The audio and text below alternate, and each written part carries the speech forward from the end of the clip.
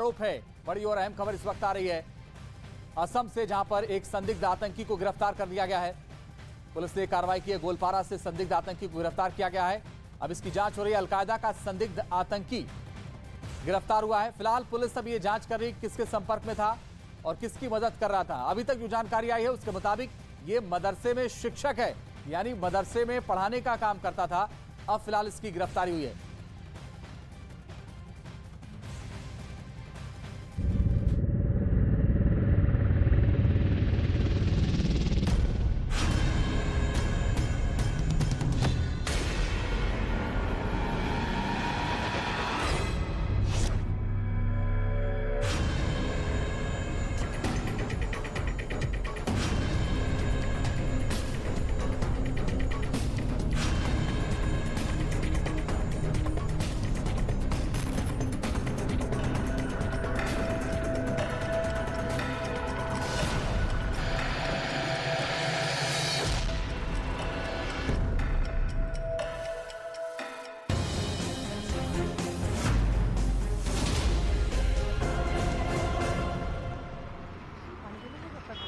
नमस्कार, आप देख रहे हैं देश का number 1 news channel news 18 India. Twin tower जो कि 28 अगस्त को दोपहर 2:30 बजे गिर जाएगा, इस पर हमारी महा कवरेज जारी है। मैं तस्वीरें आपको दिखा देती हूँ। मेरे पीछे आप देखेंगे ये ट्विन टावर है और उल्टी गिनती शुरू हो चुकी है, काउंटडाउन शुरू हो चुका है। ये आप देखेंगे भ्रष्टाचार की गगनचुंबी इमारत, और ऐसा हिंदुस्तान में पहली बार होगा जब ये 32 माले की इमारत गिराई जाएगी। उसके बगल में आप देख रहे हैं जो पहला टावर है वो अपेक्स टावर, दूसरा टावर सियाने टावर। और अगर आप देखेंगे तो मानकों का ध्यान इसमें नहीं रखा गया।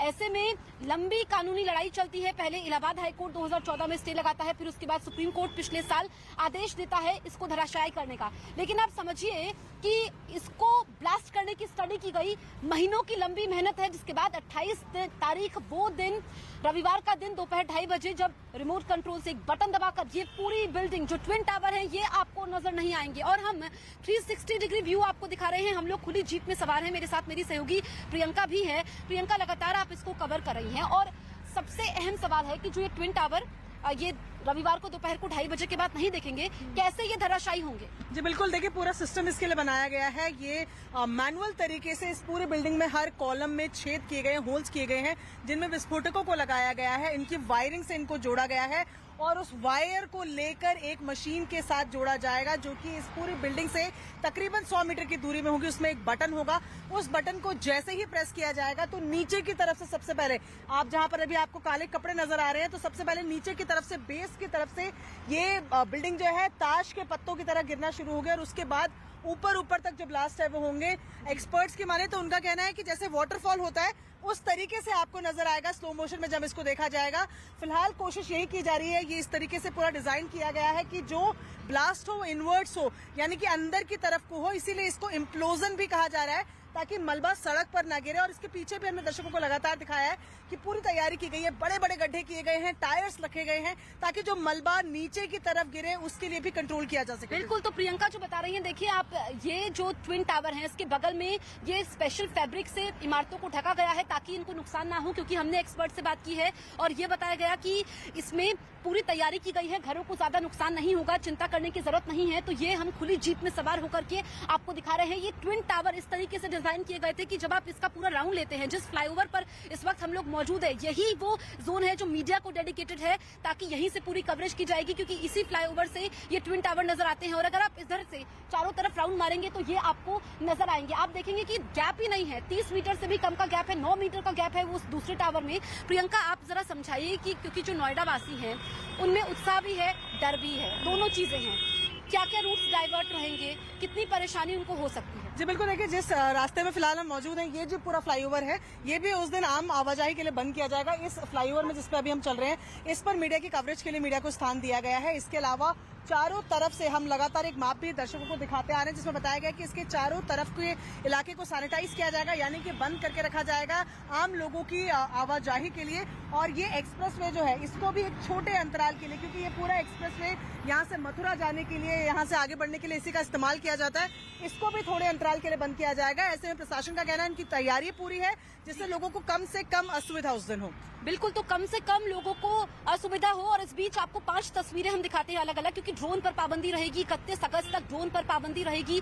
टेक्निकल टीम मौके पर मौजूद है जो उसको लेकर के लगातार स्टडी कर रही है। महीनों की मेहनत है उनकी। 5 तस्वीरें आपके सामने हैं। नोएडा पुलिस ने ड्रोन पर पाबंदी लगाई है। 31 अगस्त तक रहेगी। साथ ही टेक्निकल टीम मौके पर पहुंची है, स्थिति पर पल पल की नजर बनाए हुए है। साथ ही टावर के पास सख्त सुरक्षा घेरा भी है क्योंकि टावर में 3500 किलोग्राम से ज्यादा विस्फोटक लगा हुआ है।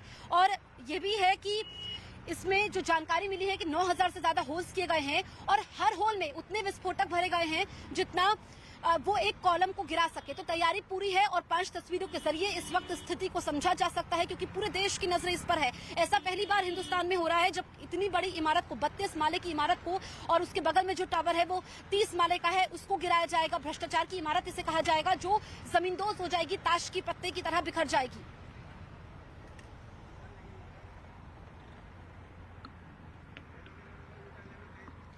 तो ये हम लगातार आपको तस्वीरें दिखा रहे हैं। एक बार फिर से मैं तस्वीरें आपको दिखा देती हूँ। ये ट्विन टावर है जिस पर हम लोग, फ्लाईओवर पर हम लोग मौजूद है। मेरे साथ मेरी सहयोगी प्रियंका भी लगातार बनी हुई है।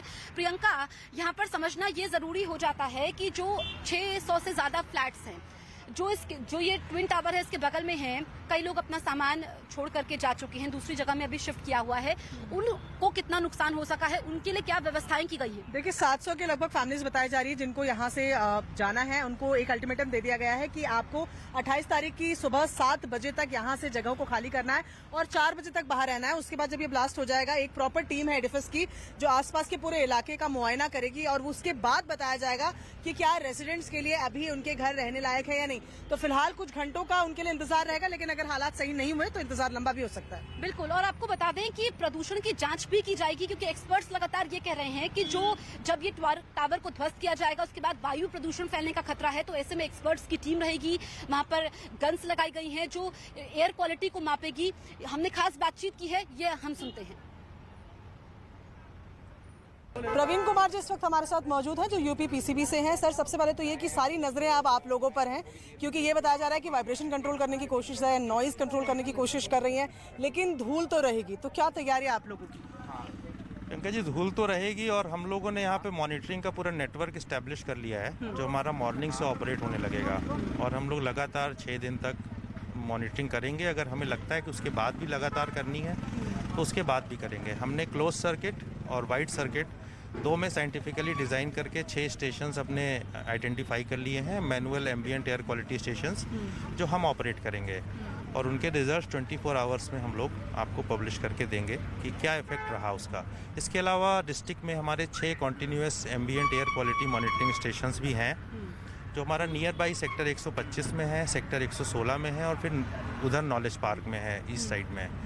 उनसे भी हमें कॉन्टीन्यूस, वो समीर ऐप पे आप देख सकते हैं, उनके डेटा आते हैं, तो उससे भी हमें एक जानकारी मिलती रहेगी कि हमारा वाइडर रेंज तक कितना एम्बिएंट एयर क्वालिटी में डिटोरिएशन हुआ है और कितना इफेक्ट इसका आया है डिमोलिशन का। ऐसा बिल्कुल भी नहीं है कि ट्विन टावर के गिरने के बाद सब कुछ पहला जैसा हो जाएगा।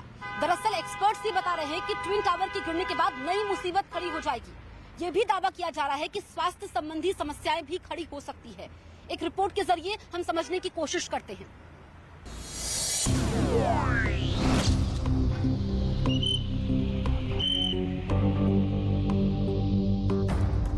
ट्विन टावर गिरते ही यहाँ हर ओर धूल और धुएं का गुबार होगा, भीषण ध्वनि प्रदूषण होगा और अनेक अनचाही मुसीबत होगी और उससे बिन बुलाए बीमारियों का खतरा होगा क्योंकि इस ट्विन टावर को गिराने के लिए 3500 से ज्यादा बारूद लगा है जो आसपास रहने वाले लोगों के शरीर में बीमारियों का घर बना सकती है।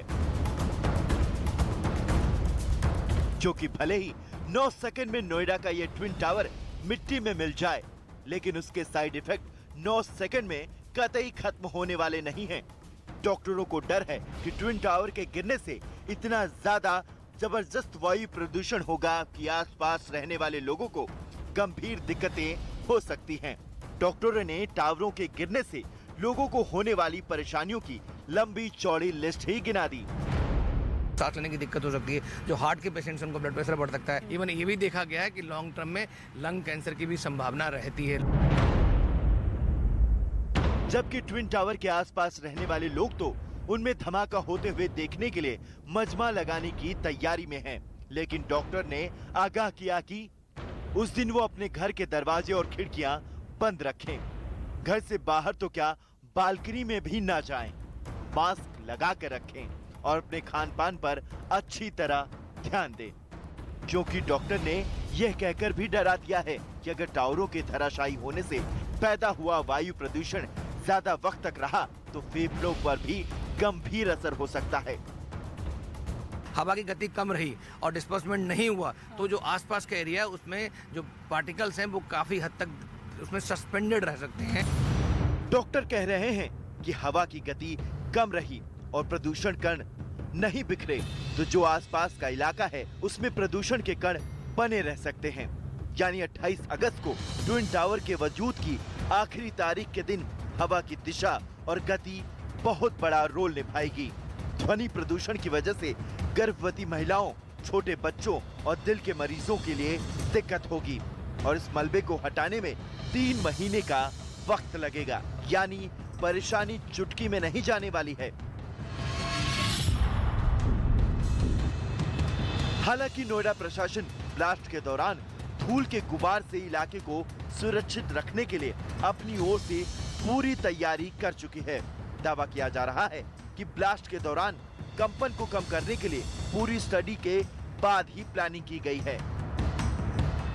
अभी फ्लोर टू फ्लोर कनेक्ट कर रहे हैं, फाइनल चेक होगा, दो दिन ये एक्टिविटी चलेगी और फिर संडे को ये वापस सुबह 7 बजे से 12 बजे तक फाइनल चेक होगा एक पॉइंट्स का।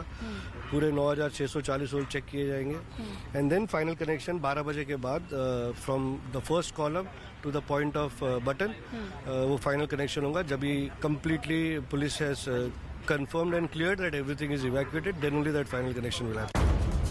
ट्विन टावर को गिराने की पूरी प्रक्रिया की आसमान से लेकर जमीन तक नजर रखी जाएगी। जब बिल्डिंग को ध्वस्त किया जाएगा तब इसकी ड्रोन कैमरे से रिकॉर्डिंग की जाएगी। पूरी प्रक्रिया की थर्मल कैमरे से भी रिकॉर्डिंग की जाएगी। इसके अलावा हाई स्पीड कैमरे से भी विस्फोट को शूट किया जाएगा। यही नहीं, बिल्डिंग को गिराने से कुछ घंटे पहले 1 किलोमीटर के दायरे में सुरक्षा घेरा लगाया जाएगा। एहतियातन के तौर पर ट्विन टावर के आसपास से गुजरने वाले ट्रैफिक में बड़ा बदलाव किया जाएगा। विस्फोट के 15 मिनट पहले और 15 मिनट के बाद नोएडा ग्रेटर नोएडा एक्सप्रेसवे को बंद किया जाएगा। कई और रोड ब्लॉक कर दिए जाएंगे। आसमान से भी कुछ देर के लिए नो फ्लाइंग जोन घोषित किया जाएगा। कुछ घंटे पहले 1 किलोमीटर में सख्त सुरक्षा घेरा बनाया जाएगा।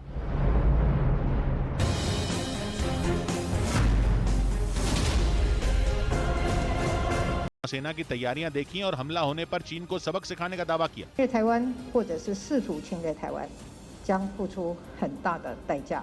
वो जिस नेवल बेस पर पहुंची वहां पेट्रियट मिसाइल डिफेंस सिस्टम तैनात था। नौसेना के अधिकारियों ने साई को इस हथियार की जानकारी दी क्योंकि अमेरिका से आए एयर डिफेंस सिस्टम ताइवान की ढाल है, जिसके कॉन्ट्रैक्ट को ताइवान ने 2026 तक बढ़ा लिया। चीन जिस तरह से ताइवान को आंखें दिखा रहा है उससे लग रहा है कि वो कभी भी हमला कर देगा। इस बात का अंदाजा ताइवान को भी है क्योंकि चीन ने कुछ दिन पहले जो मिलिट्री ड्रिल की उसे ताइवान ने जंग की तैयारी माना था, लेकिन ये मानते हुए वो डरा नहीं, उसने भी कमर कस ली। उसके लड़ाकू विमानों ने भी आसमान में उड़ान भर दी। अपनी सेना का जोश बढ़ाने में ताइवान की पहली महिला राष्ट्रपति साई इंग वेन भी पीछे नहीं रही। उन्होंने हर कदम पर अपनी सेना का साथ दिया। पेलोसी की ताइवान यात्रा के बाद तो उनका हौसला और ज्यादा बढ़ चुका है, जबकि चीन की चिड़ बढ़ती जा रही है। वो ताइवान को सबक सिखाने के लिए अमेरिका तक से दुश्मनी मोल ले चुका है और समंदर को जंग का मैदान बनाने के मूड में है। वहीं ताइवान के मुद्दे पर अमेरिका से तनाव के बीच चीन ने अपने नए हथियार वायु-20 टैंकर एयरक्राफ्ट के जरिए अपनी एयरफोर्स की ताकत दिखाई। एक रोज पहले ही चीन एक वीडियो जारी करके वायु-20 विमान को दुनिया के सामने लाया था, जो आसमान में उड़ते उसके लड़ाकू विमानों में जान फूंकने का काम करेगा। चीन ने दावा किया कि वायु-20 टैंकर एयरक्राफ्ट उसका ईंधन भरने वाला सबसे आधुनिक विमान है और इसे उसने लंबी दूरी के इस्तेमाल के लिए तैयार किया है। दावा किया गया कि चीन का ये एयरक्राफ्ट आने के बाद दुनिया का कोई भी देश उसके फाइटर जेट की जद में आने से बच नहीं पाएगा। यानी वायु-20 इतना ईंधन लेकर उड़ सकता है कि चीन के लड़ाकू विमानों को जब भी जरूरत हो वो उन्हें रिफ्यूल कर सकता है। चीन ने वायु-20 की ताकत दिखाते हुए एक तस्वीर भी जारी की और दावा किया कि इसने एक साथ J-20 और J-16 लड़ाकू विमानों में ईंधन भरा। और चीन की तरफ से दावा तो यह भी किया गया कि उसके वायु-20 टैंकर एयरक्राफ्ट की यही खासियत है कि वो बिना कोई खतरा उठाए आसमान में 2 अलग अलग लड़ाकू विमानों में एक साथ ईंधन भर सकता है। और चीन इसे अपनी वायुसेना के लिए किसी तुरुप के इक्के से कम नहीं मान रहा, क्योंकि अब जंग छिड़ने पर चीन के लड़ाकू विमान लंबी दूरी तक उड़ान भरकर दुश्मन के ठिकानों को तबाह करने के लिए तैयार हो गए हैं। और अगर आसमान में उन्हें ईंधन की जरूरत पड़ी तो फिर वायु-20 तो है ही, वो आसानी से चीन के फाइटर प्लेन को रिफ्यूल कर देगा। इसके बाद चीन के J-20 और J-16 जैसे घातक लड़ाकू विमान फिर अटैक के लिए तैयार हो जाएंगे। मतलब ये कि ऑस्ट्रेलिया और जापान जैसे देशों में बने अमेरिका के सैन्य ठिकानों तक भी अब चीन की पहुंच बहुत ही आसान हो गई है। और ये अमेरिका के वो मिलिट्री बेस हैं जिनके बारे में कहा जाता है कि अमेरिका ने इन्हें चीन को घेरने के लिए ही तैयार किया है। जापान में तो अमेरिका ने इसकी सुरक्षा के नाम पर अपना नेवल बेस बना रखा है, जहां से उसकी नजर हमेशा चीन पर ही रही। और अब ताइवान के मुद्दे पर तो दोनों के बीच तनातनी इतनी बढ़ चुकी है कि नौबत जंग छिड़ने तक पहुंच गई। कुछ दिनों पहले ही खबर आई थी कि चीन अमेरिका के अहम नेवल बेस गुआम को निशाना बना सकता है। गुआम उत्तरी प्रशांत महासागर का एक छोटा सा टापू है, जिसे अमेरिका का हथियारों का कारखाना भी कहते हैं। वहाँ अमेरिका के एक नहीं बल्कि 3 मिलिट्री बेस हैं, जहां उसके बॉम्बर दिन रात तैनात रहते हैं। कहा तो ये भी जाता है कि गुआम के समुद्री तटों पर अमेरिका का खुफिया सैन्य अड्डा है, जहां परमाणु हमलों के लिए पनडुब्बियां तैनात हैं। और अगर चीन की पहुंच ऐसे अहम सैन्य अड्डे तक आसानी से हो गई तो वो कभी भी अमेरिका को दहला सकता है। उधर युद्ध की तरफ बढ़ते चीन और ताइवान पूरी दुनिया की लुटिया डुबोने को है। हर देश की सांसें अटकी हैं, क्योंकि जंग भले ही चीन बनाम ताइवान और अमेरिका की होगी, लेकिन पूरी दुनिया का भट्टा बैठना तय है। इसकी वजह है ताइवान स्ट्रेट। यानी ताइवान स्ट्रेट समंदर का वो इलाका है जो दुनिया में व्यापार के सबसे बिजी रूट में एक है। चीन और ताइवान के बीच सिर्फ ताइवान स्ट्रेट का ही फासला है, जो कि दक्षिण चीन सागर का हिस्सा है। ताइवान स्ट्रेट के बाईं तरफ चीन है और दाईं तरफ ताइवान। अब अगर चीन ने ताइवान पर हमला किया तो ताइवान स्ट्रेट ही जंग का मैदान बनेगा, और अगर ताइवान स्ट्रेट पर कोई आंच आई तो पूरी दुनिया का धंधा मंदा पड़ जाएगा। और जरा सी भी ऊंच नीच से सप्लाई चेन बुरी तरह चरमरा जाएगी, क्योंकि बात चाहे यूरोप की हो या फिर पश्चिमी एशिया की, दोनों तरफ व्यापार का रास्ता ताइवान स्ट्रेट से होकर गुजरता है। इस बीच इंडोनेशिया ने साउथ चाइना सी में अमेरिका समेत 14 देशों के साथ साझा सैन्य अभ्यास किया, जिसे इंडोनेशिया की चीन को सीधी चुनौती माना जा रहा है, क्योंकि इसे साउथ चाइना सी के नतुना द्वीप में चीन का दखल बर्दाश्त नहीं है। और माना जा रहा है कि इसी वजह से इंडोनेशिया चीन को आंखें दिखा रहा है। उसने चीन के जानी दुश्मन अमेरिका के साथ मिलकर इंडो पैसिफिक रीजन में जो ज्वाइंट ड्रिल की, उससे यह जाहिर हो गया कि समंदर में चीन का एक और दुश्मन तैयार है, जो अमेरिका के साथ मिलकर उसकी नाक में दम करने की प्लानिंग कर रहा है। इंडोनेशिया ने जो ड्रिल की उसका नाम है गरुड़ा शील्ड ड्रिल, जिसमें इंडोनेशिया और अमेरिका समेत 14 देशों की नौसेनाओं और 4000 जवानों ने हिस्सा लिया। इन देशों में भारत, ऑस्ट्रेलिया, सिंगापुर और जापान भी शामिल रहे। मतलब जो देश चीन की चालबाजियों से परेशान हैं, वो सब गरुड़ा शील्ड ड्रिल में मलेशिया के साथ खड़े नजर आए, जो चीन के लिए किसी बुरे सपने से कम नहीं है, क्योंकि वो साउथ चाइना सी, या यूं कहें कि प्रशांत महासागर के एक बड़े हिस्से को हथियाने के चक्कर में है। लेकिन ताइवान के अलावा इंडोनेशिया भी उसका सपना तोड़ने के मूड में लग रहा है, क्योंकि उसे चीन का साउथ चाइना सी के नतुना द्वीप में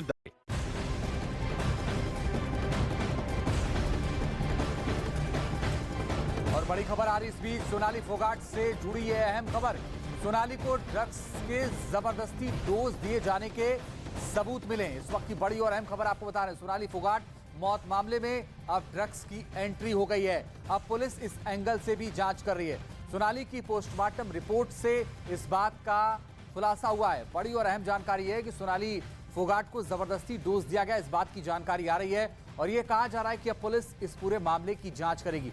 परिवार ने इसकी शिकायत की थी और यह कहा था कि इस पूरे मामले की जांच होनी चाहिए। पहले परिवार ने खाने में गड़बड़ी की बात कही थी, फिर उसके बाद पुलिस ने जांच शुरू की। फिर पोस्टमार्टम रिपोर्ट आई तो पोस्टमार्टम रिपोर्ट में कहा गया कि कई जगह चोट के निशान भी थे। तो क्या है आखिर सोनाली फोगाट की मौत का राज, ये पुलिस अब जानने की कोशिश करेगी।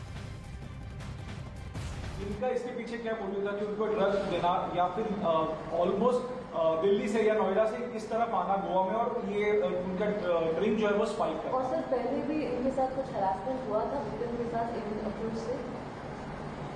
इस तरह का एविडेंस अभी तक हमारे पास नहीं है कि कोई हरासमेंट हुआ है नहीं हुआ है, लेकिन क्योंकि हर क्राइम के पीछे कोई ना कोई इकोनॉमिक इंटरेस्ट होता है, मुझे ऐसा लगता है कि इसमें भी इनका कोई ना कोई इकोनॉमिक इंटरेस्ट है। This heart attack theory is ruled out. Was there a heart attack at all?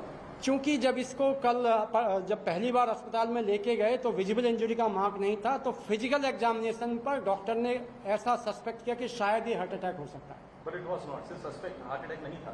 तो जो हमारी पोस्टमार्टम रिपोर्ट है उसका मुताबिक तो हार्ट अटैक नहीं है। दिया गया जो सिंथेटिक ड्रग की आप बात करें, उसके इन्फ्लुएंस के चलते ही मौत हुई है।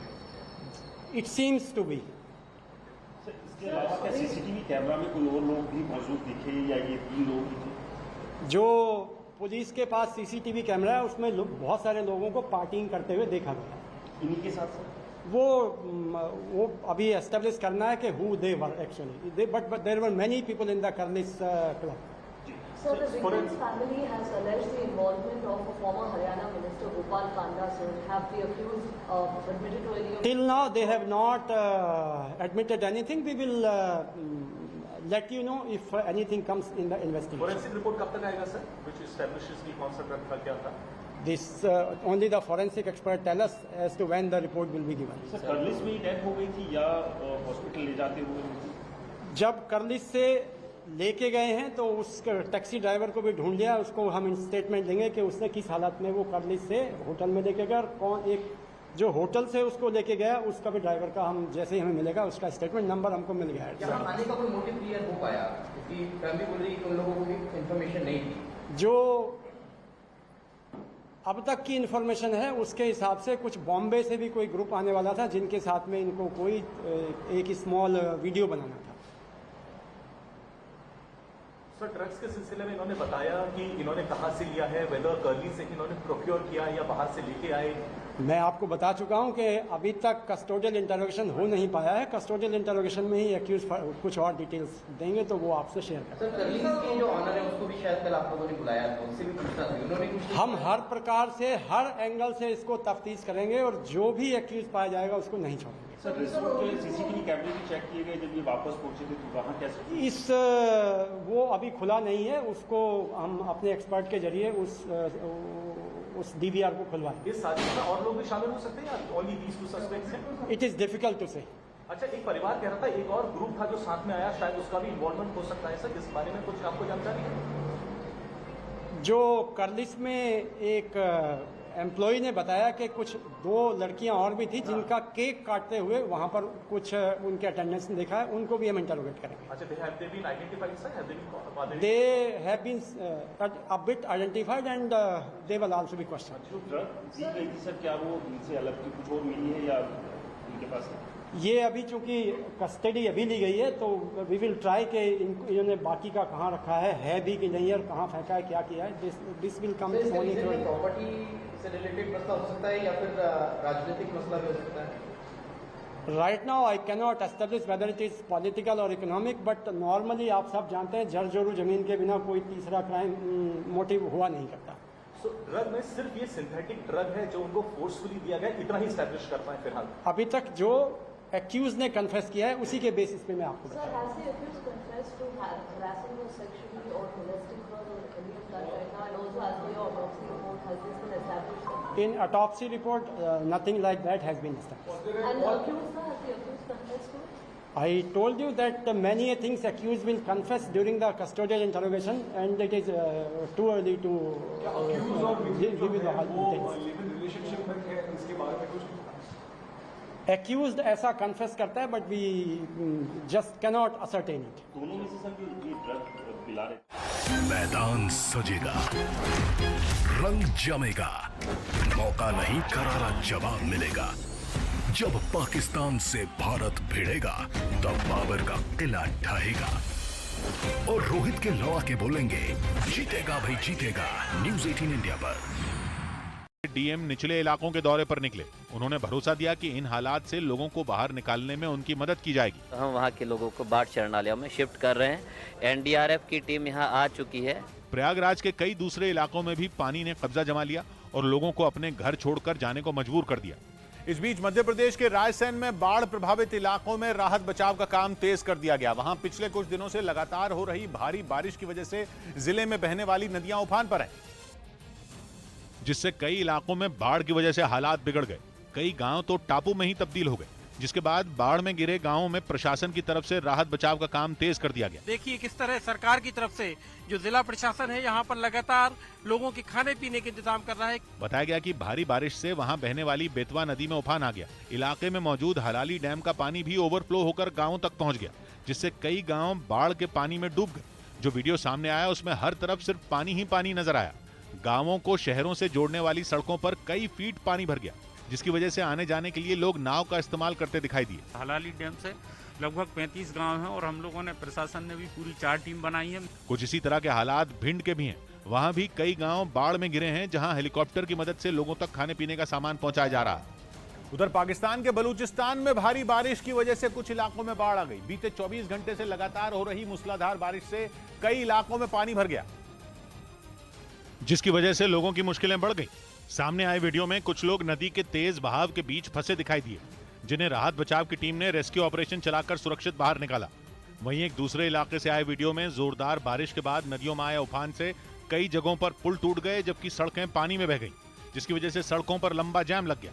स्पेशली जो है रेस्क्यू और जो रिलीफ की एक्टिविटीज उनमें जो है ना मसरूफ है। बताया गया कि बाढ़ और बारिश की वजह से हुए हादसों में वहां अब तक 230 लोगों की मौत हो गई, जबकि 26,000 से ज्यादा घरों को नुकसान पहुंचा। हालांकि बारिश और बाढ़ के बीच रेस्क्यू की टीमें लगातार हेलीकॉप्टर से मदद पहुंचाने में जुटी हैं, लेकिन बाढ़ की ये आफत अभी थमने वाली नहीं है, क्योंकि मौसम विभाग ने अगले 3 दिनों के लिए जोरदार बारिश का अलर्ट जारी किया है। इस बीच उत्तर प्रदेश के बदायूं में भीम आर्मी के कुछ कार्यकर्ताओं पर पुलिस ने जमकर लाठीचार्ज किया। जानकारी के मुताबिक वो लोग एक दलित टीचर के साथ हुए रेप के खिलाफ प्रदर्शन करने पहुंचे थे, जिनका आरोप था कि पुलिस जानबूझकर आरोपी को गिरफ्तार करने में देर कर रही है और जल्द एक्शन की मांग करते हुए भीम आर्मी के करीब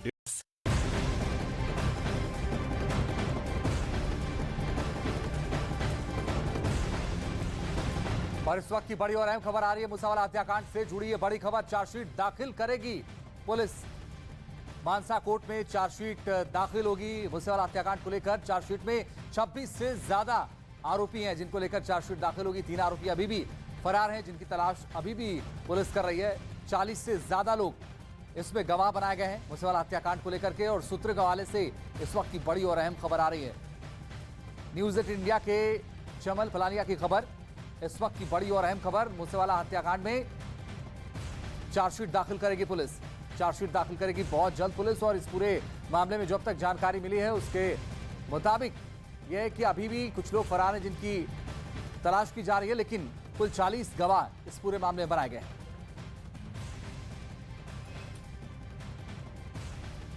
साई को इस हथियार की जानकारी दी, क्योंकि अमेरिका से आए एयर डिफेंस सिस्टम ताइवान की ढाल है, जिसके कॉन्ट्रैक्ट को ताइवान ने 2026 तक बढ़ा लिया। चीन जिस तरह से ताइवान को आंखें दिखा रहा है, उससे लग रहा है कि वो कभी भी हमला कर देगा। इस बात का अंदाजा ताइवान को भी है, क्योंकि चीन ने कुछ दिन पहले जो मिलिट्री ड्रिल की उसे ताइवान ने जंग की तैयारी माना था, लेकिन ये मानते हुए वो डरा नहीं, उसने भी कमर कस ली। उसके लड़ाकू विमानों ने भी आसमान में उड़ान भर दी। अपनी सेना का जोश बढ़ाने में ताइवान की पहली महिला राष्ट्रपति साई इंग वेन भी पीछे नहीं रही। उन्होंने हर कदम पर अपनी सेना का साथ दिया। पेलोसी की ताइवान यात्रा के बाद तो उनका हौसला और ज्यादा बढ़ चुका है, जबकि चीन की चिढ़ बढ़ती जा रही है। वो ताइवान को सबक सिखाने के लिए अमेरिका तक से दुश्मनी मोल ले चुका है और समंदर को जंग का मैदान बनाने के मूड में है।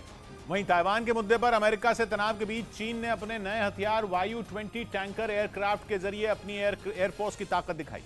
एक रोज पहले ही चीन एक वीडियो जारी करके YU-20 विमान को दुनिया के सामने लाया था, जो आसमान में उड़ते उसके लड़ाकू विमानों में जान फूंकने का काम करेगा। चीन ने दावा किया कि YU-20 टैंकर एयरक्राफ्ट उसका ईंधन भरने वाला सबसे आधुनिक विमान है और इसे उसने लंबी दूरी के इस्तेमाल के लिए तैयार किया है। दावा किया गया कि चीन का ये एयरक्राफ्ट आने के बाद दुनिया का कोई भी देश उसके फाइटर जेट की जद में आने से बच नहीं पाएगा। यानी YU-20 इतना ईंधन लेकर उड़ सकता है कि चीन के लड़ाकू विमानों को जब भी जरूरत हो वो उन्हें रिफ्यूल कर सकता है। चीन ने YU-20 की ताकत दिखाते हुए एक तस्वीर भी जारी की और दावा किया कि इसने एक साथ J-20 और J-16 लड़ाकू विमानों में ईंधन भरा। और चीन की तरफ से दावा तो यह भी किया गया कि उसके YU-20 टैंकर एयरक्राफ्ट की यही खासियत है कि वो बिना कोई खतरा उठाए आसमान में 2 अलग अलग लड़ाकू विमानों में एक साथ ईंधन भर सकता है।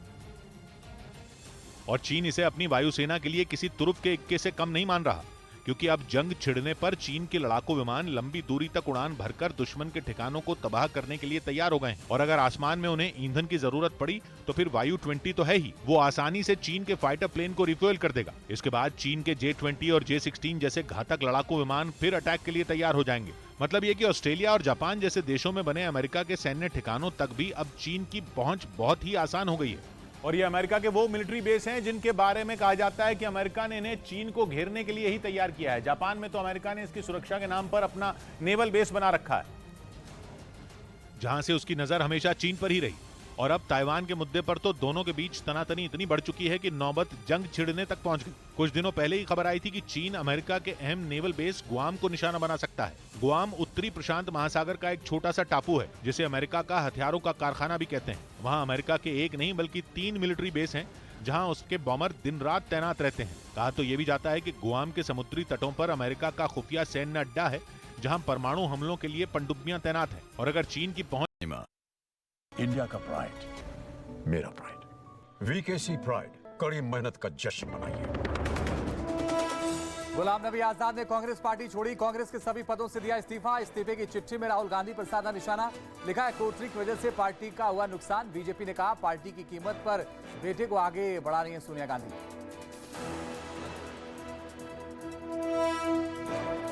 आई think if this is going on then वही गांधी ही कांग्रेस में रह जाएगा और कोई नहीं रहेगा। सोनाली फोगाट की मौत मिस्ट्री में ड्रग्स एंगल की एंट्री। सोनाली को जबरन ड्रग्स की डोज दिए जाने के मिले सबूत। सोनाली की मौत के केस में अब तक 2 लोग गिरफ्तार। झारखंड के सीएम हेमंत सोरेन पर आज फैसला ले सकते हैं राज्यपाल। चुनाव आयोग की रिपोर्ट पर लीगल एक्सपर्ट की ली जा रही है राय। गवर्नर के फैसले से पहले मुख्यमंत्री आवास पर गठबंधन के विधायकों की बैठक। आबकारी नीति पर मचे घमासान के बीच शुरू हुआ दिल्ली विधानसभा का विशेष सत्र। सदन की कार्यवाही रिकॉर्ड करने के आरोप में डिप्टी स्पीकर ने विपक्ष को मार्शल आउट किया। शराब नीति के खिलाफ दिल्ली में बीजेपी का बड़ा प्रदर्शन। दुनिया के 22 वर्ल्ड लीडर की लिस्ट में प्रधानमंत्री नरेंद्र मोदी पहले पायदान पर। पीएम मोदी को मिला 75% अप्रूवल। 41% अप्रूवल के साथ जो बाइडेन 11वें स्थान पर। लिस्ट में सबसे आखिरी पायदान पर British PM Boris Johnson. Bengal के पशु तस्करी केस में सीबीआई ने कई बैंकों के अधिकारियों को जारी किया सबन। तृणमूल कांग्रेस के अनुव्रत मंडल और उनकी बेटी के बैंक खातों को लेकर सीबीआई करेगी पूछताछ। शुरुआती जांच में अनुव्रत मंडल के बैंक खातों से संदिग्ध ट्रांजैक्शन होने का दावा। सुरक्षा बलों ने नाकाम की जम्मू कश्मीर के बारामूला में घुसपैठ की बड़ी कोशिश। घुसपैठ की कोशिश करते 3 आतंकी ढेर। मारे गए आतंकियों के पास से 2 AK-47 और सर्विलांस इक्विपमेंट बरामद। जो वहाँ पे इस्तेमाल होता है उसके जरिए पता चला कि वहाँ पे इन्फिल्ट्रेशन हो रही है और 3 मिलिट्स को स्पॉट किया गया और तीनों को मार गिराया गया। न्यूज 18 इंडिया लगातार बना हुआ है देश का नंबर 1 न्यूज चैनल। काफी पीछे छूटा आज तक और इंडिया टीवी। दर्शकों ने खबरों के लिए न्यूज 18 इंडिया पर जताया भरोसा। आज तक को पछाड़, अब है देश का नंबर 1 न्यूज चैनल। तो देखते रहिए न्यूज 18 इंडिया। चीन से तनाव के बीच ताइवान के राष्ट्रपति ने नौसेना की तैयारियों का लिया जायजा। सामरिक तौर पर अहम किनमत आइलैंड पर पहुंचा न्यूज 18, जहां पिछले जंग ताइवान ने छुड़ाए थे चीन के छक्के। किनमन आइलैंड में आज भी मौजूद है 73 साल पहले बौखलाया हुआ है।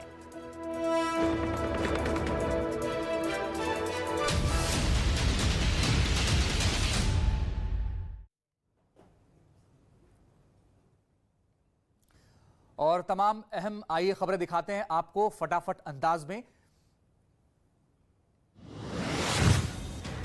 बीजेपी नेता सोनाली फोगाट की मौत से जुड़ी बड़ी खबर सामने आई है। गोवा पुलिस ने दावा किया कि सोनाली को जबरदस्ती ड्रग्स दिए जाने के सबूत मिले हैं। सोनाली की मौत के बाद कई एंगल से पुलिस इस पूरे मामले की जांच कर रही है।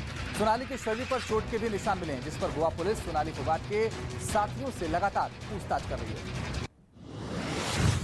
कांग्रेस के वरिष्ठ नेता गुलाम नबी आजाद ने पार्टी की प्राथमिक सदस्यता समेत सभी प्रमुख पदों से इस्तीफा दे दिया है। पार्टी में वरिष्ठ नेताओं की अनदेखी और अपमान के आरोप लगाते हुए गुलाम नबी ने अपना इस्तीफा सोनिया गांधी को भेजा है। गुलाम नबी ने पार्टी की कार्यशैली पर सवाल उठाते हुए कई गंभीर आरोप लगाए। कांग्रेस पिछले दिनों से नाराज चल रहे गुलाम नबी आजाद को मनाने की कोशिशों में जुटी हुई थी। दिल्ली विधानसभा में एक दिन का विशेष सत्र बुलाया गया। सदन की कार्यवाही जोरदार हंगामे के साथ शुरू हुई। एक तरफ आम आदमी पार्टी के विधायक कोका कोका के नारे लगाते हुए नजर आए, तो वहीं दूसरी तरफ बीजेपी के विधायकों ने धोखा धोखा के नारे लगाए।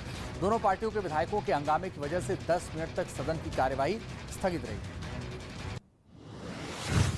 दिल्ली में आम आदमी पार्टी के खिलाफ बीजेपी ने जोरदार प्रदर्शन किया है। इस दौरान पुलिस ने प्रदर्शनकारियों को रोकने के लिए पानी की बौछार की। वहीं आदेश गुप्ता समेत बीजेपी के कई नेता बैरिकेड पर चढ़ गए।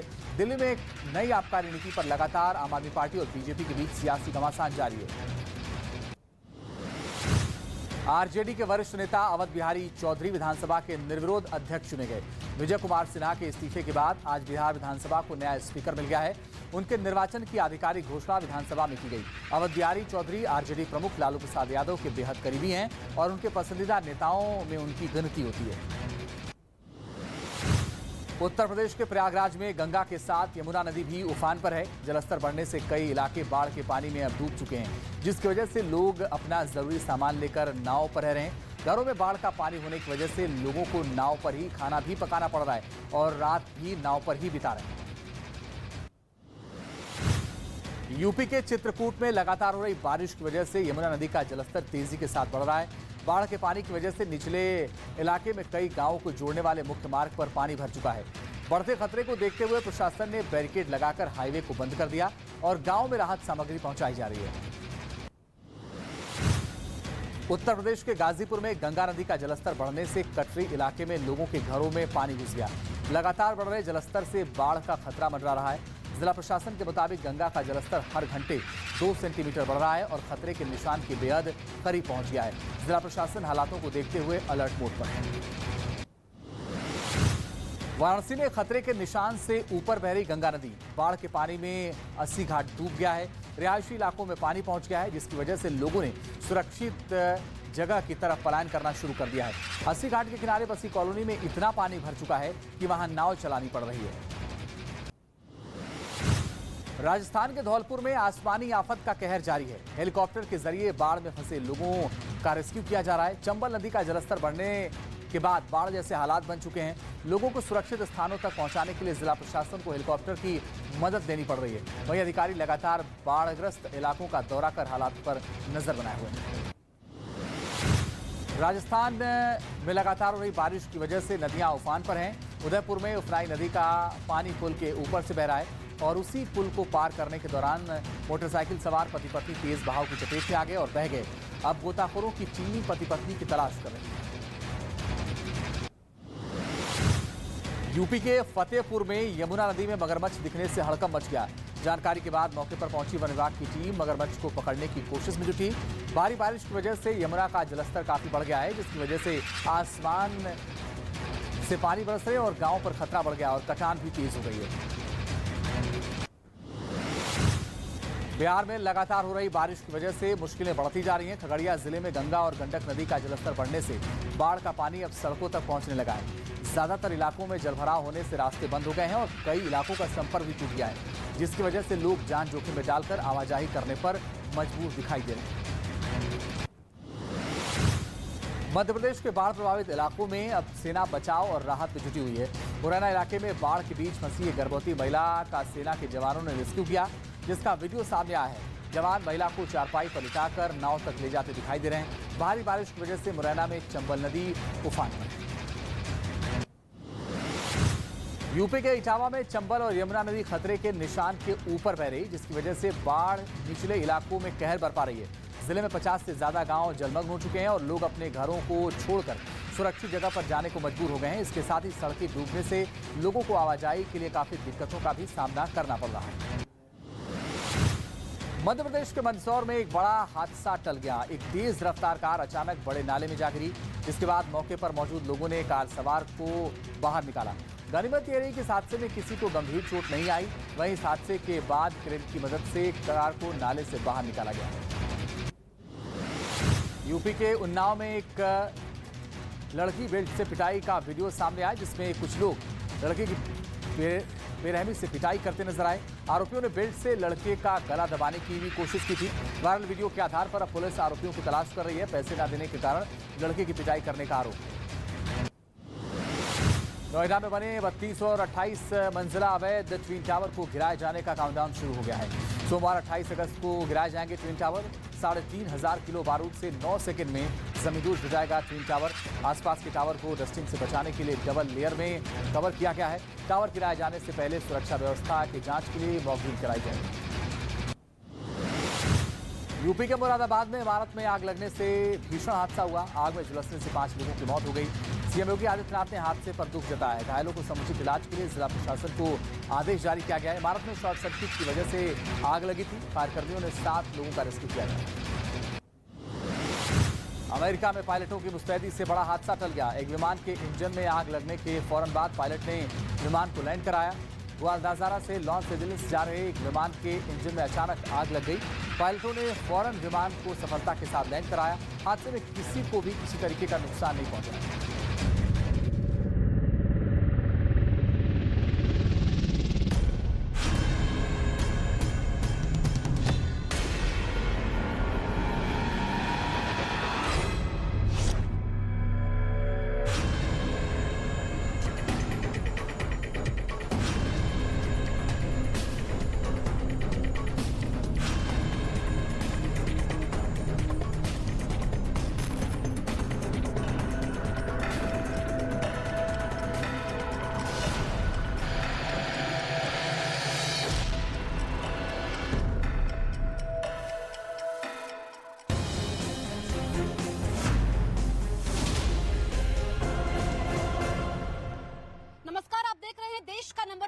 News 18 India. मैं हूं आपके साथ जसप्रीत कौर।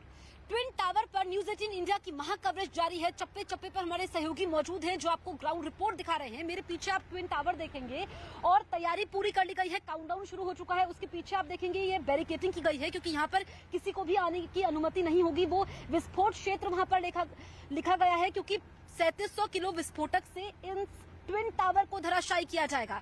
अगर हम इस तरफ देखते हैं जो ये आसपास की इमारतें हैं इन पर खतरा ना हो इसलिए खास फैब्रिक से इनको ढका गया है। और ये वो एरिया है जिस खुली जीप से, क्योंकि हम आपको दिखा रहे हैं यहाँ पर हम जा रहे हैं, इस रोड को भी बंद किया जाएगा। आवाजाही पूरी तरीके से बंद रहेगी क्योंकि लोगों में उत्साह भी है लेकिन चिंता भी है। चिंता इस बात को लेकर के है कि जब ये ट्विन टावर गिरेगा तो जो मलबा आएगा, क्योंकि एक्सपर्ट्स बता रहे हैं कि मलबे को उठाने में लगभग 3 महीने से ज्यादा का वक्त लगेगा। और एक्सपर्ट्स ये भी कह रहे हैं कि काफी स्टडी की गई है क्योंकि इस बिल्डिंग को गिराना आसान भी नहीं है। और अगर हम उस तरफ जाएंगे तो वहां पर भी इसको ब्लॉक किया गया है। वहां पर पूरी तैयारी की गई है। मेरे साथ मेरी सहयोगी प्रियंका भी मौजूद है। प्रियंका, हम कई दिनों से ग्राउंड रिपोर्ट्स दिखा रहे हैं। ये जो ट्विन टावर है ये 2:30 बजे रविवार को धराशायी हो जाएगा।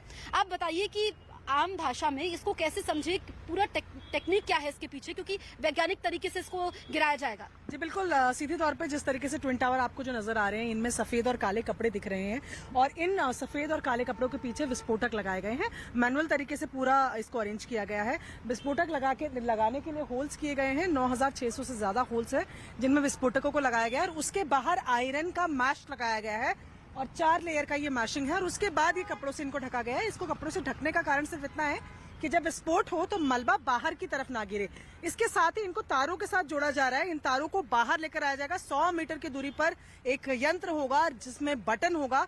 जब वायरिंग हो जाएगी, पूरा चार्जअप हो जाएगा, एक लाइट ब्लिंक करेगी, उसके बाद बटन प्रेस होते ही महज 9 सेकंड के अंदर ये दोनों की दोनों बिल्डिंग जो है धराशायी हो जाएंगी। ठीक है, तो यहाँ पर देखें कि अगर हम पूरी तैयारी कर ली गई है और महीनों का वक्त लगा है। एक तो सालों तक लंबी कानूनी लड़ाई चली है। आपको ये बता दें कि जब ये पूरी तैयारी कर ली गई है, जो प्रोजेक्ट मैनेजर है मयूर मेहता, उनका कहना है कि लोगों को डरने की जरूरत नहीं है, आसपास के घरों को नुकसान नहीं होगा, 50 मीटर तक कंपन हो सकती है। उन्होंने क्या कहा है ये हम सुन लेते हैं।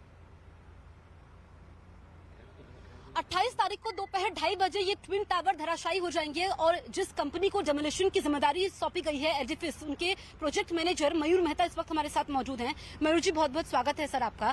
सर, ये 48 घंटे बाद टावर नहीं रहेंगे।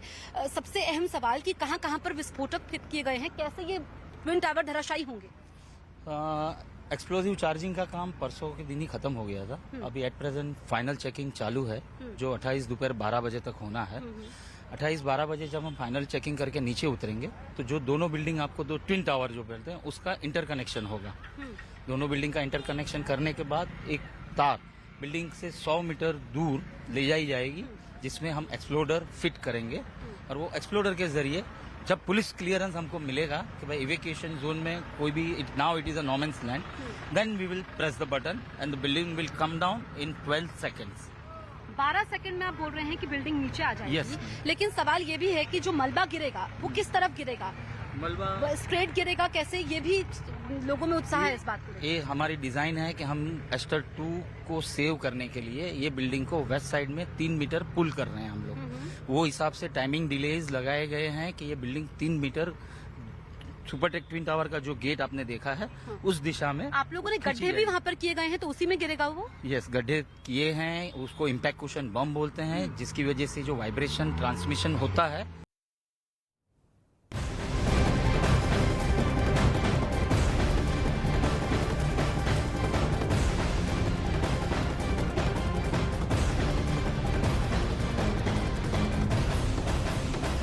बड़ी और अहम खबर आ रही है। नोएडा में ड्रोन उड़ाने पर पाबंदी लगा दी गई है। बड़ी और अहम खबर, ट्विन टावर को लेकर ही ये पाबंदी लगाई गई है फिलहाल, और आज से लेकर 31 तक आपको बता दें कि ये पूरी पाबंदी लगाई गई है। वजह इसके पीछे ये है कि अब अगर वहां ड्रोन उड़ाया जाता है तो बाकायदा इसके लिए परमिशन लेनी होगी। 26 से लेकर 31 तक ये पाबंदी रहेगी। नोएडा पुलिस ने ये कदम ट्विन टावर के गिराने को लेकर के उठाया है और ये साफ साफ कहा गया है कि अब फिलहाल बगैर पुलिस के परमिशन के ड्रोन नोएडा में नहीं उड़ाया जा सकता है।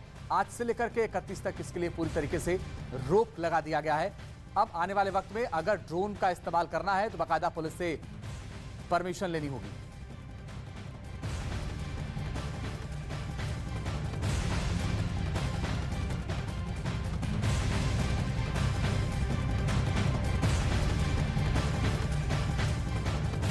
नोएडा के ट्विन टावर को गिराने के लिए पूरी तरीके से तैयारी करीब करीब पूरी हो चुकी है और यही वजह है कि 28 अगस्त को घड़ी में जैसे ही दोपहर के 2:30 बजेंगे ट्विन टावर का वजूद खत्म हो जाएगा पूरी तरीके से।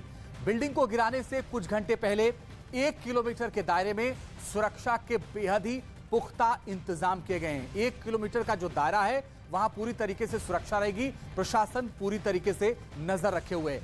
विस्फोट के 15 मिनट पहले और 15 मिनट बाद तक ग्रेटर नोएडा एक्सप्रेसवे को बंद कर दिया जाएगा। यानी जो एक्सप्रेसवे आगरा मथुरा जाता है उस पूरे एक्सप्रेसवे को जब इसमें विस्फोट किया जाएगा उसके 15 मिनट पहले तक और 15 मिनट बाद तक बंद कर दिया जाएगा। आवाजाही पूरी तरीके से बंद रहेगी। उसके पीछे एक वजह यह भी है कि एक्सप्रेसवे के ठीक किनारे है। आसमान में भी कुछ देर के लिए नो फ्लाइंग जोन घोषित किया जाएगा जब तक ये पूरी कार्रवाई चलेगी।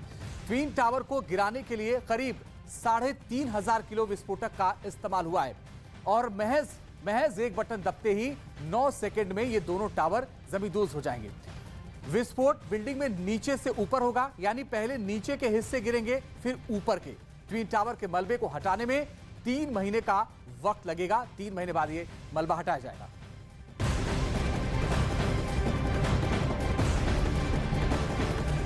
अब आपको सुनाते हैं चेतन दत्ता ने क्या कहा। दरअसल चेतन दत्ता वो आदमी है जो बटन दबाकर बिल्डिंग को धराशायी करेंगे। कैसे कैसे विस्फोट होगा, उनसे खास बातचीत की है मेरी सहयोगी प्रियंका कांडपाल ने। हमारे साथ इंडियन ब्लास्टर जो ट्विन टावर को ध्वस्त करेंगे चेतन दत्ता हैं। इनसे सीधे बातचीत करते हैं उससे पहले एक तस्वीर आपको दिखाएंगे। ये बॉक्स है और आप ये बॉक्स देख सकते हैं। इसी बॉक्स यानी एक नया बॉक्स होगा जिसके जरिए ब्लास्ट किया जाएगा, लेकिन हूबहू इसी शक्ल में ये बॉक्स होगा जिससे ब्लास्ट किया जाएगा। ये दोनों ट्विन टावर ध्वस्त किए जाएंगे।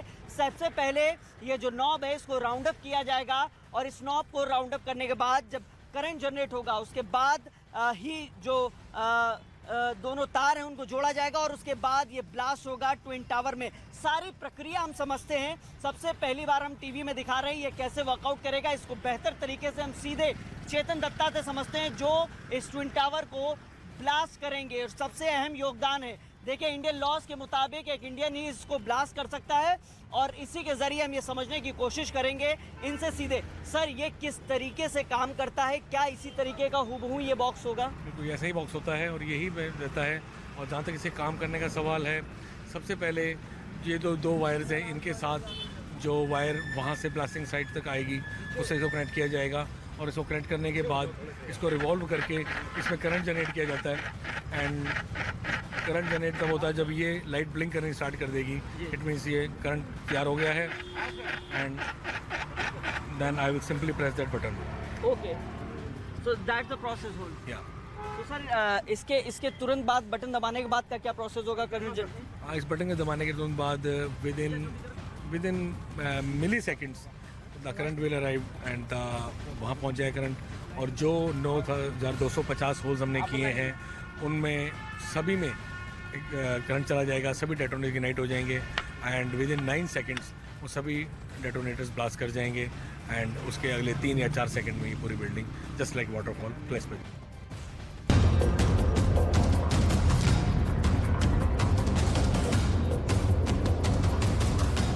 गुलाम नबी आजाद साहब जैसे वरिष्ठ नेता विपक्ष की आवाज और जनता की आवाज के को अपना बल देते, वो इस आवाज के अंदर अपना हिस्सा नहीं बनना चाह रहे। कांग्रेस जो बिल्कुल त्रिशंकु, ना इधर की ना उधर की।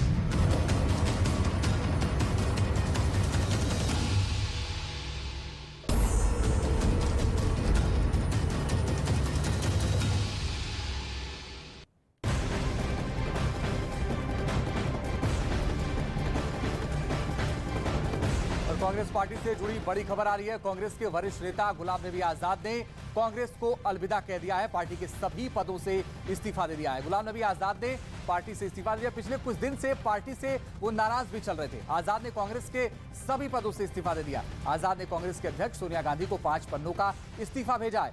सोनिया गांधी के भेजे अपने इस्तीफे में गुलाम नबी ने राहुल गांधी पर निशाना साधा है। उन्होंने लिखा है कि सारे सीनियर लीडर को साइडलाइन कर दिया गया और पार्टी अनुभवहीन और चाटुकार लोगों के हाथ में आ गई। गुलाम नबी आजाद लंबे वक्त तक कांग्रेस से नाराज थे। वे कांग्रेस के नाराज नेताओं के G23 गुट में भी शामिल थे और आज उन्होंने अपने सभी पदों से इस्तीफा दे दिया है। राहुल गांधी ने बिना नाम लिए गुलाम नबी आजाद पर हमला बोला है। राहुल गांधी ने कहा कि जो डर रहे हैं उनकी हमें जरूरत नहीं है, हमें निडर लोग चाहिए।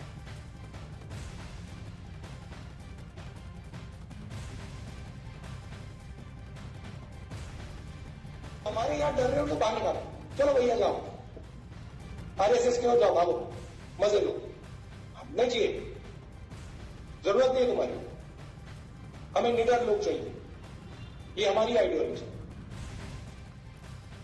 तो एक तरफ गुलाम नबी आजाद ने इस्तीफा दे दिया और 5 पन्नों का उन्होंने एक पत्र भेजा है सोनिया गांधी को और ये सीधे सीधे कह दिया कि कुछ लोगों के जो अनुभवहीन हैं उनके हाथ में पार्टी दे दी गई।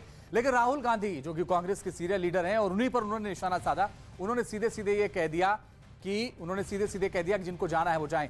आप सीधे हमारे सहयोगी अरुण सिंह का रुख करते इस वक्त ज्यादा जानकारी के लिए जुड़ गए हैं। अरुण, बड़ी बात यह है कि 5 पन्नों का पत्र और ऊपर से राहुल गांधी का रिएक्शन कि जिनको जाना है वो जाएं, ये किस तरफ इशारा है? देखिए, दोनों तरफ से एक दूसरे से मतभेद बहुत पहले से चल रहे थे। राहुल गांधी गुलाम नबी आजाद को पार्टी में एक तरह से बड़ी भूमिका नहीं देना चाहते थे। पिछले कुछ दिनों से राहुल गांधी पार्टी में फैसले ले रहे हैं और गुलाम नबी आजाद भी राहुल गांधी, चूंकि जनरेशन चेंज था, सोनिया गांधी के साथ जिस तरह से लोग बात कर लेते थे, अपनी बात मनवा लेते थे, वो राहुल गांधी के साथ नहीं हो पाता था। इसलिए दोनों एक दूसरे के साथ एक तरह से कहें तो सहज नहीं थे और इसकी वजह थी कि गुलाम नबी आजाद को एहसास हो गया था कि पार्टी में अब उनके दिन गिने चुने बचे हैं, इसलिए वो पार्टी छोड़कर जाने का आज उन्होंने ऐलान कर दिया। इसकी जो स्क्रिप्ट है वो काफी पहले लिख दी गई थी। जैसे ही जनरेशन चेंज हुआ, राहुल गांधी जब अध्यक्ष बने थे, ये कहानी तब से शुरू होती है। कई ऐसे फैसले राहुल गांधी ने पार्टी में लिए थे जिसको गुलाम नबी आजाद ने या फिर आनंद शर्मा ने सोनिया गांधी के जरिए बदलवा दिया, कभी अहमद पटेल के जरिए बदलवा दिया और आज भी राहुल गांधी जो अध्यक्ष का पद नहीं लेना चाहते हैं, उसके पीछे उनका यही तर्क है कि पुराने नेता उनको अध्यक्ष के रूप में फेल करने की पूरी कोशिश कर चुके हैं, दोबारा वही नेता है, उनका नेतृत्व में नहीं करना चाहता। और अब जब आजाद को इस बात का एहसास हो गया और जम्मू कश्मीर में कभी भी चुनाव हो सकता है, उसकी घोषणा हो सकती है, तो उनको अपना रास्ता तलाशना था, इसलिए वो चले गए। और कांग्रेस के सूत्र कहते हैं कि हो सकता है कि वो अपनी पार्टी बनाए या बीजेपी के साथ गठबंधन करें या फिर सीटों का समझौता करके चुनाव लड़ें। उनकी ख्वाहिशें मुख्यमंत्री बनने की जो कांग्रेस उनको कमिट नहीं कर रही थी। जहां तक गुलाम नबी आजाद का सवाल, उन्होंने जो सवाल उठाए हैं, ज्यादातर हमले उन्होंने राहुल गांधी पर किए हैं कि वो नॉन सीरियस नेता हैं, वो बचकाना हरकतें करते हैं, कभी अध्यादेश फाड़ देते हैं, कभी पार्टी उनको अंदर लेके आती है लेकिन वो काम नहीं करते, उनके पीए, उनके सिक्योरिटी गार्ड फैसला लेते हैं। तो ये सीधे सीधे हमला था और यहाँ पर भी एक हमला उन्होंने किया कि जम्मू कश्मीर में उनका पुतला फूका गया, वो सीधे राहुल गांधी के निर्देश पर हुआ। तो जाहिर सी बात है दोनों के बीच भरोसे का एक तरह से संकट था, अविश्वास था दोनों के बीच में और दोनों एक साथ काम नहीं कर सकते थे। इसीलिए राहुल गांधी पहले भी कह रहे थे और आज भी कह रहे हैं कि जो लोग पार्टी छोड़ के जाना चाहते हैं वो चले जाएं, क्योंकि वो जानते थे, राहुल गांधी को ये बात पता था कि G23 का जो एक ग्रुप बना था उसके नेता गुलाम नबी आजाद थे, जो लगातार पार्टी की कार्य संस्कृति और कार्य प्रणाली पर हमले कर रहे थे। अरुण, बने रहिए, हम लौटेंगे आपके पास और आपसे ये भी पूछेंगे कि जिस आदमी ने 50 साल पार्टी में रहने के बाद इस्तीफा दिया और उसके बाद आखिर राहुल गांधी ने जो कहा उसके पीछे वजह क्या है और इसका आगे आने वाले वक्त में क्या फर्क पड़ने वाला है। लेकिन गुलाम नबी आजाद ने पार्टी से इस्तीफा ऐसे वक्त पर दिया जब कांग्रेस ने हाल ही में कुछ समय के लिए अध्यक्ष पद के लिए चुनाव टाल दिया था। अब आपको बताते हैं कि 5 पन्नों की चिट्ठी में गुलाम नबी ने आखिर लिखा क्या है। उन्होंने लिखा है, सभी वरिष्ठ और अनुभवी नेताओं को दरकिनार कर दिया गया और अनुभवहीन चाटुकारों की कोटरी ने पार्टी को चलाना शुरू कर दिया। आगे उन्होंने लिखा, जिस रिमोट कंट्रोल मॉडल ने यूपीए सरकार के दौरान संस्थागत विश्वसनीयता को खत्म किया, वही मॉडल आज कांग्रेस पार्टी पर भी लागू हो रहा है। पार्टी के अहम फैसलों के लिए आप यानी सोनिया गांधी सिर्फ एक नाम मात्र की प्रमुख रह गई हैं, क्योंकि सारे अहम फैसले राहुल गांधी ले रहे हैं या फिर उनके सुरक्षा गार्ड या उनके पीए। सीधे सीधे नाम लेकर के निशाना साधा है गुलाम नबी आजाद ने और यह कह दिया कि अब सोनिया गांधी सिर्फ और सिर्फ नाम की प्रमुख रह गई हैं और सारे फैसले तो राहुल गांधी ले रहे हैं या उनके लोग ले रहे हैं। गुलाम नबी आजाद के कांग्रेस से इस्तीफा देने के बाद सियासी बयानबाजी शुरू हो गई है। एक तरफ कांग्रेस के नेता गुलाम नबी आजाद पर हमला बोल रहे हैं, तो वहीं बीजेपी कांग्रेस नेतृत्व पर लगातार हमलावर है। तो आजाद का इस्तीफा दुखद बताया है बीजेपी।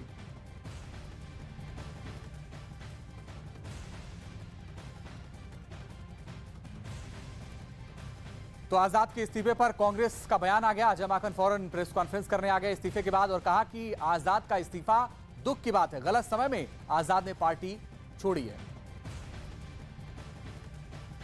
आजाद साहब कांग्रेस पार्टी के बहुत ही वरिष्ठ नेता थे और कांग्रेस पार्टी के अंदर और प्रशासन में, देश के अंदर, प्रदेश के अंदर कांग्रेस पार्टी के माध्यम से उन्होंने बहुत सारे महत्वपूर्ण पदों को सुशोभित भी किया। लेकिन ये बड़े अत्यंत दुख की बात है कि एक ऐसे समय में जब कांग्रेस पार्टी राहुल गांधी जी के नेतृत्व में, हमारी अध्यक्षा श्रीमती सोनिया गांधी जी के नेतृत्व में पूरे की पूरी कांग्रेस पार्टी के कार्यकर्ता संगठन सड़क के ऊपर महंगाई, बेरोजगारी और ध्रुवीकरण के खिलाफ लड़ाई लड़ रहे हैं और 7 सितंबर को भारत जोड़ो यात्रा, जो कि महंगाई, बेरोजगारी और ध्रुवीकरण के खिलाफ, भाजपा के खिलाफ सीधी सीधी लड़ाई है। हम लोगों ने 29 तारीख को 22 प्रेस कॉन्फ्रेंस पूरे के पूरे देश में रखे हैं। 5 सितंबर को 32 प्रेस कॉन्फ्रेंसेस पूरे देश में इसके लिए रखे हैं। दुख की बात यह है, अत्यंत दुख की बात यह है कि गुलाम नबी आजाद साहब ने ऐसे समय में कांग्रेस को छोड़ने का और इस लड़ाई के अंदर साथ छोड़ने का फैसला किया है। और एक दिन पहले ही कांग्रेस से इस्तीफा देने वाले जयवीर शेरगिल ने कहा कि पार्टी के अंदर कांग्रेस तोड़ो अभियान चल रहा है। दरबारी संस्कृति से परेशान कांग्रेस के जमीनी कार्यकर्ता पार्टी से अलग हो रहे हैं। जो गुलाम नबी जी की चिट्ठी है वो एक जीता जागता सबूत है, इस बात का प्रमाण है कि कैसे भारतीय राष्ट्रीय कांग्रेस को एक मजबूत राजनीतिक दल से आज एक अड्डा बना दिया है दरबारियों का, सिक्योरिटी गार्ड का और ओएसडीज का। मुझे इस बात का दुख है कि आज कांग्रेस पार्टी को अगवा कर लिया गया है। जो तनख्वाह वाले तनख्वाही हैं, जो तनख्वाह के एम्प्लॉयज़ हैं, आज वो उन कार्यकर्ता पे, उन नेताओं पे भारी हो गए हैं जिन्होंने अपना खून पसीना भारतीय राष्ट्रीय कांग्रेस को दिया। और दूसरी ओर गुलाम नबी आजाद के इस्तीफे के बहाने जम्मू कश्मीर बीजेपी के अध्यक्ष रविंद्र रैना ने कांग्रेस पर हमला बोला है। जिस प्रकार त्याग पत्र देते समय श्री गुलाम नबी आजाद साहब ने कांग्रेस पार्टी पर गंभीर आरोप लगाए हैं कि कांग्रेस पार्टी में इंटरनल डेमोक्रेसी नहीं है, कांग्रेस पार्टी रिमोट कंट्रोल से चलाई जाती है और कांग्रेस पार्टी में दिखावा और छलावा बहुत ज़्यादा है। इससे एक बात प्रमाणित होती है कि कांग्रेस पार्टी सिर्फ एक खानदान की पार्टी है। कांग्रेस पार्टी के अंदर सिर्फ नेहरू गांधी खानदान से आने वाले नेताओं की कदर और इज्जत होती है। अन्य नेताओं को कांग्रेस पार्टी में प्रताड़ित किया जाता है। और कांग्रेस नेता पवन खेड़ा ने गुलाम नबी आजाद पर हमला बोला और हमला बोलते हुए कहा कि वो बिना पद के नहीं रह सकते। हमारे साथ कांग्रेस के नेता पवन खेड़ा है। पवन खेड़ा जी, जो इस्तीफे का पत्र है वो लगता है राहुल बैशिंग पत्र है। राहुल गांधी को एक्सपीरियंस नहीं है, राहुल गांधी नॉन सीरियस हैं, राहुल गांधी बचकाना हरकतें करते हैं, राहुल गांधी खुद उनकी एफिगी जलवाते हैं, राहुल गांधी के पीए फैसला लेते हैं, राहुल गांधी का सिक्योरिटी गार्ड फैसला लेता है। जब आप फैसला लेने की पोजीशन पे हैं तब तो आप कोर ग्रुप हैं, कोई और लेता है तो वो चाटुकार है, पीए है, सिक्योरिटी है, क्या है? आपको राज्यसभा नहीं मिली, परेशान हो गए। बिना पद के 1 मिनट सांस नहीं ले सकते कुछ नेता हमारे यहाँ, ये उनमें से एक हैं। आज पार्टी की जो स्थिति है, जिस वजह से राहुल गांधी को डबल मेहनत करनी पड़ रही है, इन जैसे नेताओं की वजह से। इन्हें ये समझ लेना चाहिए, कार्यकर्ता के मन की आवाज सुननी चाहिए। पार्टी ने जो कहा, इस पे प्रतिक्रिया दी, वो दी है, लेकिन मैं जो बोल रहा हूं ये कार्यकर्ता के मन की आवाज है। आपको हर बार कोई ना कोई पद मिलता है, लगातार आप राज्यसभा में रहते हैं, जरा आपसे कोई पद छीना कि आप छटपटाने लगे। अपनी भी जरा गिरेबान में झांक के देखिए कि आपने पार्टी की क्या स्थिति कर दी है। लेकिन जब वो इस तरह के हमले करते हैं, आपको लगता है क्यों ऐसा करना पड़ा उनको? कुछ दिन पहले तो झंडा पकड़ के मार्च किया उन्होंने राहुल गांधी के बगल में। 2 कारण है। रिमोट कंट्रोल नरेंद्र मोदी जी के हाथ में है, ये जुगलबंदी है, शुरू हो रही है।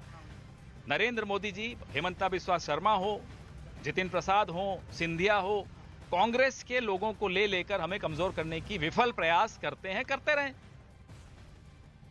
तो गुलाम नबी आजाद के पार्टी से इस्तीफा देने के बाद कांग्रेस चौतरफा हमलावर है, और जब राहुल गांधी का बयान आ गया उसके बाद तो जो नेता लगातार बचाव कर रहे थे, बचने की कोशिश कर रहे थे, वो भी खुलकर के सामने आ गए। उसमें पवन खेड़ा जैसे तमाम नेता हैं।